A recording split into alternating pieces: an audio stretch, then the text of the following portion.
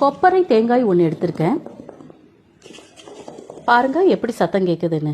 இப்போ நம்ம ஓட்டிலேருந்து தேங்காய் எடுத்துக்கலாம். இதை ரெண்டாக கட் பண்ணி சின்ன சின்ன துண்டுகளாக ஒரு பவுல் நிறைய எடுத்துக்கலாம். நீங்கள் இதை மிக்சி ஜாரில் சேர்த்து 2 ஏலக்காய் சேர்த்து இதே போல் நைஸாக அரைச்சிடுது. இதை தொட்டாலே தெரியும் இதில் எந்த அளவுக்கு எண்ணெய் வருது. 1 கப் தேங்காய்க்கு 3/4 கப் வெல்லத்தை எடுத்துக்கலாம். இதை ஒரு பவுலில் சேர்த்து கொஞ்சமாக தண்ணி சேர்த்து நல்லா கரைச்செடுத்து இன்னொரு பேனில் வடிகட்டி சேர்த்துக்கலாம். 5 நிமிஷம் கொதிக்க விட்டாலே ஒரு கம்பி பதம் வரும். இதில் நம்ம அரைச்சி வச்ச தேங்காய் சேர்த்து நல்லா மிக்ஸ் பண்ணிக்கலாம். கடாயில் ஒட்டாமல் வந்ததுக்கப்புறம் நெய் தடவப்பட்ட ஒரு பிளேட்டுக்கு இதை மாற்றிடலாம். இதுக்குன்னு தனியாக நெய்யெல்லாம் சேர்க்க வேண்டாம். இதுலேயே பியூர் தேங்காய் எண்ணெய் இருக்கும்.